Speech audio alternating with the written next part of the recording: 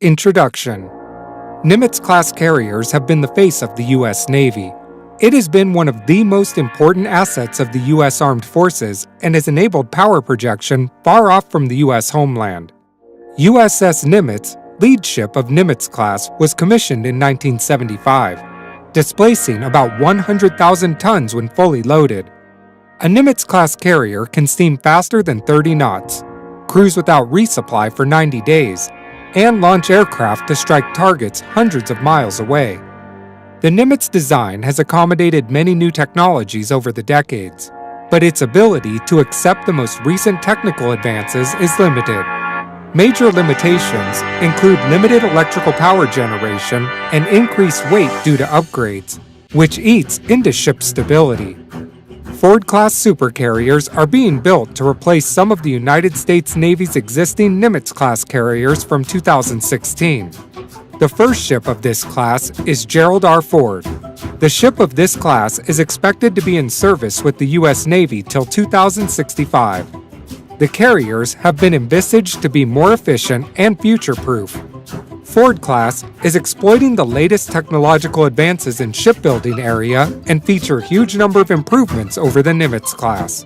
In this video, we will look into the 5 most important improvements. Number 5. Automation and air conditioning. Ford-class has been designed keeping in mind the cost of an individual sailor. The ship is more automated than any before it, which gives it increased capability with reduced crew. Automation has been implemented wherever possible, which has reduced crew size, which in turn lowers operating costs.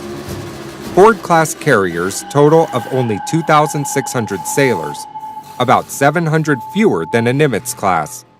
Considering the 50 years lifespan of the carrier, this will translate to billions of dollars in saving. The carrier has fully air-conditioned crew compartments, drastically improving the living condition of the crews and help in getting more out of each crew. Number 4. Electromagnetic aircraft launch system.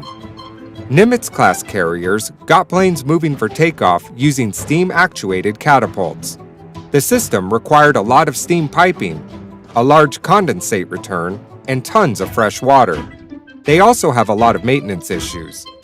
Plus, with steam actuation, the majority of the force is being transferred to the airplane at the beginning of the stroke, in a jolt. This puts stress on an airframe, and thus reduces lifespan of the multi-million-dollar planes. Ford-class uses Electromagnetic Aircraft Launch System, EMALS.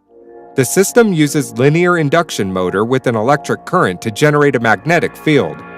That field then propels a carriage down a track. Since the power delivery is linear, it negates the deficiencies of steam catapult.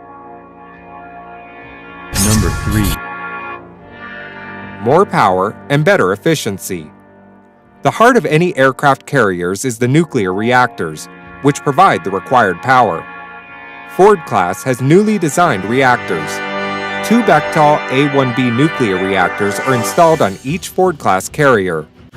Each one of these are capable of producing 300 megawatts of electricity, triple the 100 megawatts of each Nimitz-class. The huge power supply provides for the legroom required for future expansions, like inducting laser guns.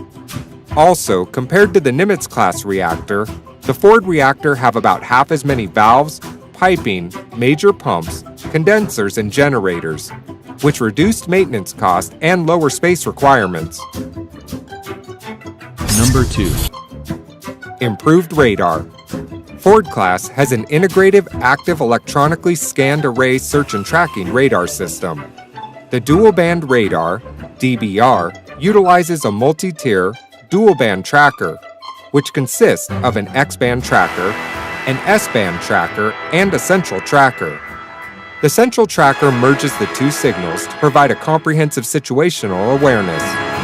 The X-band tracker is optimized for low latency to support its mission of providing defense against fast, low-flying missiles, while the S-band tracker is optimized for large area coverage. This new system has no moving parts, therefore minimizes maintenance and manning requirements. Also, the island is kept smaller by replacing 6 to 10 radar antennas with a single 6-faced radar. Number 1. Better deck with smaller inland. The Ford class has a newly designed deck. It has 3 aircraft elevators instead of 4 in Nimitz. Eliminating one of the elevators further increased the ship's capabilities by leaving room for other things, like having a dedicated helicopter landing pad. The island is also smaller and farther aft than the Nimitz class. This way, space for flight deck operations and aircraft maintenance is increased. The result is impressive. Ford class is capable of generating 30% more sorties, flight missions, per day than Nimitz class.